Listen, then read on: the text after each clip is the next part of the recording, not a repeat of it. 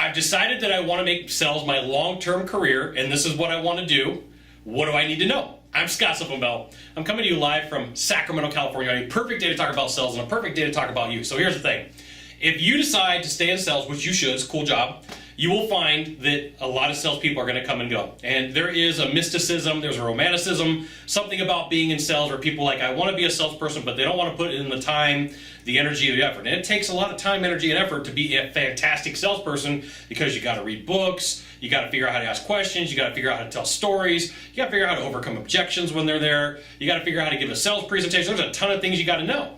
And so what happens is these people, they look and they're like, where's a job that makes a lot of money? Oh, right there, sales. I could do that. Or people say, hey, you've had the personality to sell. But that's just one thing that goes into the sales process.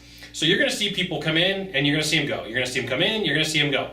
And there's going to be people who really aren't into it. And then there's going to be people who want to be in sales, but they just struggle because they don't have the personality for it. And then there's people who come in that they're diamond in the rough, and you look around and you're like, hey, that guy or that girl right there, they could be a closer. I'm willing to work with them and help them out. So you're going to know that, people that you see, you're like, hey, I should bring some friends in. It doesn't always work out. And you know what? It may be that that's you. It may be that you're the salesperson that it doesn't work out for, and you figure, hey, this isn't for me. But if you're around sales long enough, you're going to see tons of people come in and go.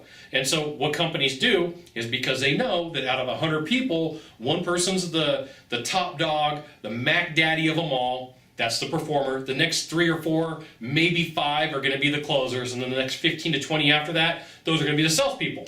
So what companies do is they have these big giant cattle calls and they say, hey, come work for us. And what they're doing is they're prospecting. They're looking around and they're like, hey, if we look over here and I can bring in 100 people, I know that out of those 100, maybe 15 to 20 of them are going to be good. They might be a diamond in the rough, and that one performer that I'm looking for could be in there.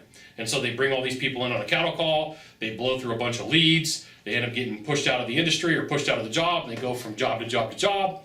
That's one of the reasons why you see a lot of people come in and come out of it.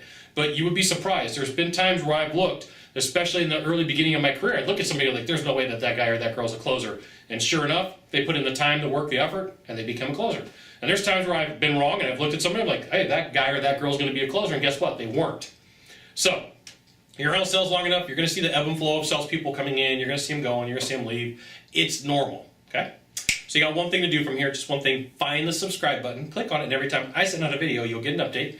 This says Scott Bell Consultant. Send out a video. You should check it out.